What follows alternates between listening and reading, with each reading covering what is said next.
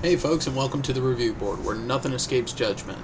Now that the cataclysm of Hurricane Irene is come and gone, and I finally have power and internet, I can finally get back to business of bringing you reviews. Today's review is going to be Captain America Super Soldier. Now, Captain America has been around since probably early 1940s. He came around World War II to kind of build up the spirit of the American people as they were fighting Germany. Now, he's not the greatest hero all around. He's always been more of an icon than a hero. He's not ridiculously powerful, and other than the shield, he's no different than DC Comics Batman. But that hasn't stopped Hollywood from trying to cash in on him every now and then. And up until recently, every attempt to bring him to the big screen or any video game whatsoever has been pretty damn bad.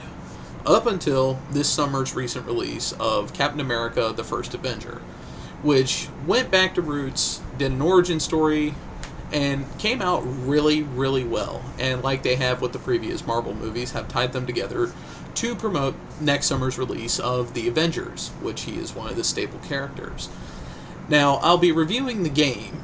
Now, if any of y'all were looking for a movie adaptation of the game, you're only kinda gonna get that. It follows an all-original story where, I guess, during the whole series of him trying to take down the Red Skull's weapons facilities, he runs into other members of Hydra as well. Which is not entirely bad. I mean, I already saw the movie. I don't want to play the movie, which a lot of movie games tend to have that little problem. Both the Iron Man games had that problem, and even the Thor game had that problem. The only two movie games that I can think of so far that didn't really follow that exact formula were this game and Green Lantern: Rise of the Manhunters. Now, let's move on to the list, and I'll tell you what I think about the game. Now, the good things about the game, like I said, it's got an all-original story.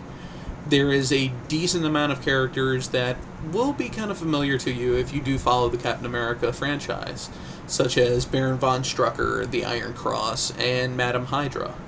All these people that, if you read the books, you've seen these people before. Now, it has a pretty damn good combat system. I found the most fun out of the game when I was fighting a group of enemies. It has a very good free-flow combat system, good use of both fists and feet, and throwing the shield in there for good measure, and the counter system is actually pretty good as well. The voice acting, I've heard worse. Chris Evans puts in a decent performance, but other than that, it's not too much to brag about. However, it's a very open area exploration type game, much like Batman Arkham Asylum, where you have this giant area.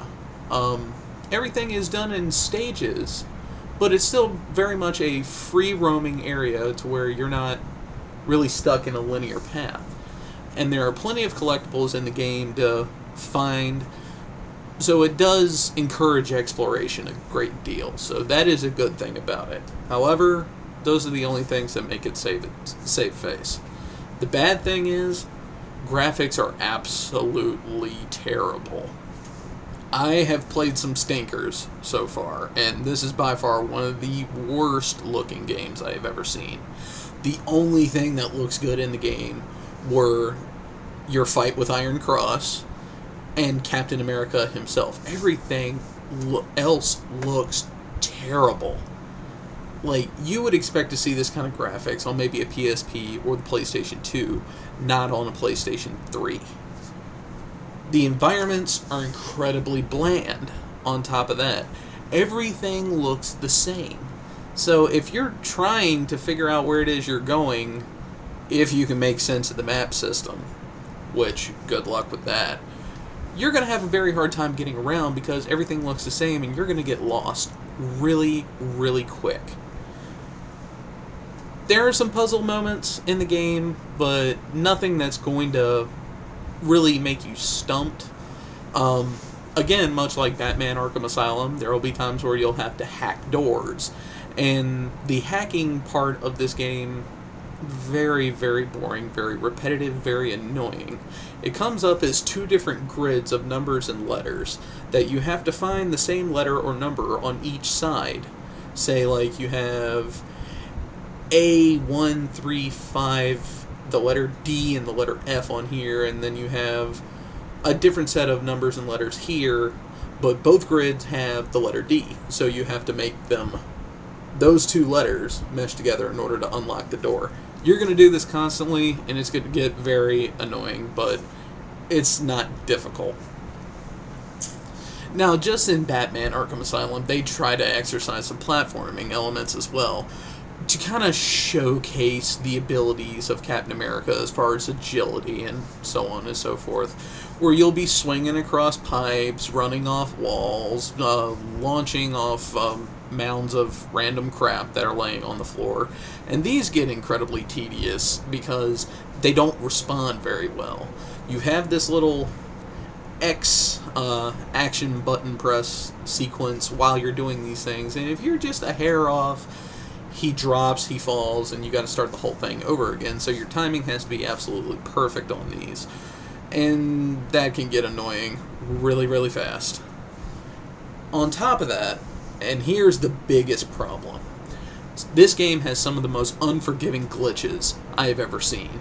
There was one point when I was in a missile base, and you had to swing across the pipes in order to get to one area so you could set a charge and blow the thing to smithereens. Where you're supposed to go, I literally spent a good 10 minutes just trying to get over there, because I would swing to one pipe and catch it, and then I would swing to the other pipe and catch it, and then I would swing to the third pipe, and he would stop dead in the middle of the air and then just drop down and you'd die. And I have to start the whole thing over again. 10 fucking minutes I spent on this area. And that is just stomp down laziness. When you're putting the game through its final stages and everything, one of the things you're supposed to do is fix any glitches that could hinder the game's progression. That is one of them. That glitch is so bad, and after all the attempts I took to try and get past it, to no avail, forcing me to find some other way around that took 3 times longer than taking the simple path that the map showed me to take. Overall, this game is shit. I expected it to be bad because it is a movie license title, and most movie license games don't really come up to snuff with regular games.